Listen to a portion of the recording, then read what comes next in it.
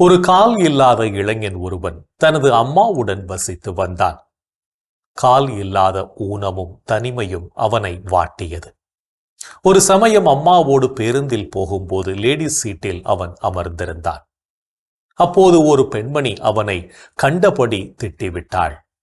அவன் உடனே எழ அவனுக்கு கால் இல்லாததை பார்த்து திட்டியவள் சாரி கேட்டாள். ஆனால் அது அவனுக்கு பெரிய துயரத்தை தந்தது. ஒரு கட்டத்தில் அவன் தற்கொலை செய்ய முடிவெடுத்து வீட்டுக்கு பக்கத்தில் உள்ள ரயில்வே டிராக்கில் போய் படுத்து கிடந்தான். ரயில் வருகிற நேரம்.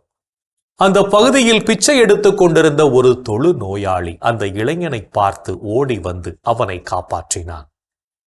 பிறகு பக்கத்தில் இருக்கும் ஒரு கல் மண்டபத்துக்கு அவனை அழைத்து போய் அவனிடம், நான் ஒரு தொழு நோயாளி, எப்படி இருக்கேன்னு பாத்தியா?